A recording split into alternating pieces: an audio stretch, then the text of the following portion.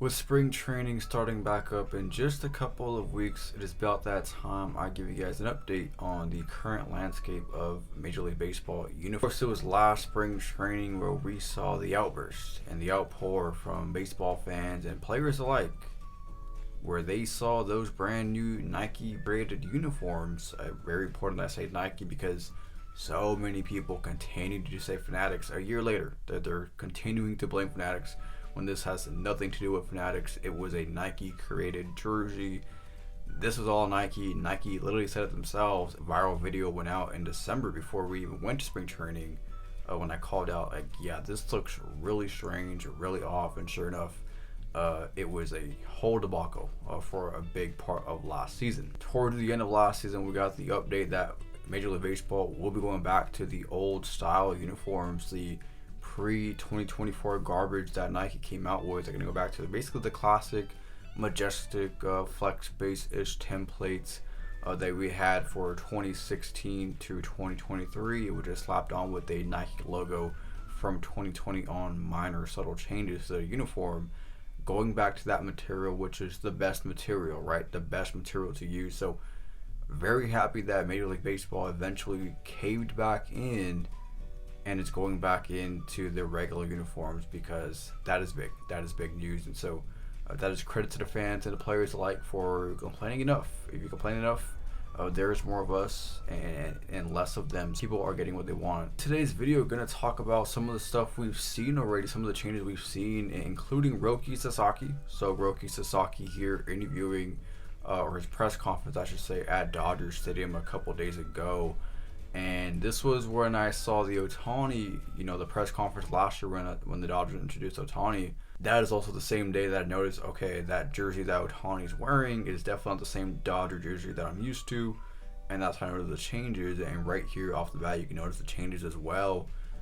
Sasaki, you could actually read Sasaki from a couple miles away. So that is really nice to see, because on the other template, Sasaki, you wouldn't be able to see him from left field, right? So to be able to see Sasaki in big, bold letters, I love that. I mean, the fact I'm even saying this, like, it's ridiculous. It gave us garbage last year, and so we're going back to the normal, big, bold letters you can actually read and be proud to wear as a player. That is so huge, and Nike is a complete travesty. So Sasaki in the big letters, not only the Dodgers, but all 30 major league teams are going back to the big letters next season and beyond.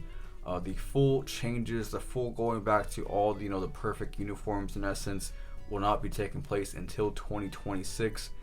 And this 2025 season, road uniforms this year are going to be back in the old template. So that's going to be really interesting to see.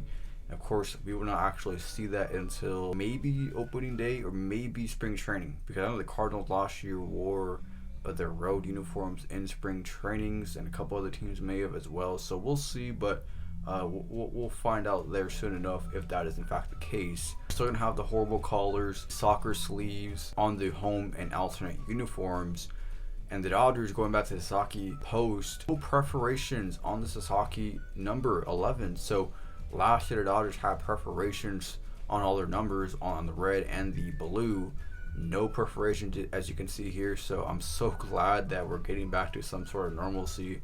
2024 was an outlier. I don't know what the hell that was, but no perforations on the Sasaki number. So I love that. And as you can see here, some of the players have began wearing the 2025 uniforms. On the jog tag, it's a white jog tag now. That's usually been black with Nike. It is now white, so that is also interesting to see. A very minor change. And I also should mention, it's been a while since I did a jersey whole update video. The All-Star game, we're going back to the regular uniforms. That is old news, but it is news nonetheless that we are going back to the old regular uniforms, where every team will rep their home uniform and their away uniform in the All-Star game. Getting back to our roots, thank goodness, because we had some tiring years there with a couple of with the uniform games, and the ads unfortunately are not going anywhere. We can complain and continue to complain, but I don't know if they're going anywhere. But so the ads are here to stay. But the patches on all the jerseys as well are going back to the embroidered patches. You can see the embroidered patches returning on some of the new uniforms in 2025, so that is huge. The Cubs getting this brand new uniform here. Yeah, this is an interesting one. I like baby blue, as I like to call it, baby blue, sky blue, whatever. It's an interesting looking uniform. I don't like the patch at all. The Cubs logo, whatever. I like the letters and the numbers. I think that looks sharp. With white, I think it could look really good as well. Do not go all baby blue out. That's just how I like it. So this jersey for me, it's okay. I'll probably give like a 5 out of 10. And this is a rumor. By the time you guys see this video, or maybe it's after, but supposedly the Mets are releasing a new uniform on Saturday. So I don't know if it's going to be the road uniform or a new alternate uniform. I hope it does not take over as the road uniform. We need to see gray jerseys remain in baseball. Nike's trying to kill the game in that matter, kill the white and gray classicness of baseball. Do not let that happen. So I don't know if this is an alternate. If it is an alternate, it's not one of the best. It's good, but it's not one of the best at all. The Mets have had really amazing alternate uniforms through the years, and this is a pullover jersey at that. So pullover jersey for sure is definitely not going to be one of my top jerseys. So this one, I'll probably give like a 6 out of 10. I like it, but if it had buttons, I like it a lot better. Also rumored here, the San Diego Padres are going to be ditching their Stick Connect uniforms. This is the last season we will see the white and the pink and mint green. You know, I'm not the biggest fan of these jerseys. They've grown on me. They're San Diego, like my jersey. Okay, it's San Diego. It works, I guess, but definitely not the best in the game of baseball by any means. So I'm interested to see what they do going forward. And the the Sacramento Athletics rocking a new patch. Now this one was kind of crazy to me to see this. Ditching the elephants on the sleeve. That is certainly a move. I'm not sure I like it. Really copycat of the Giants with their alternate uniform, the bridges.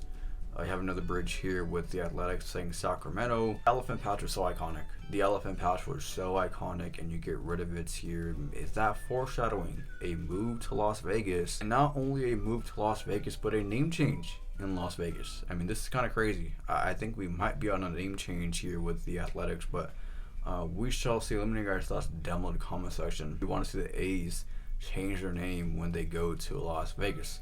But other than that, that's all I got for you guys today on this episode. Let me know your guys' thoughts down below in the comment section. As always, thank you guys for watching, and I'll see you guys on the next one.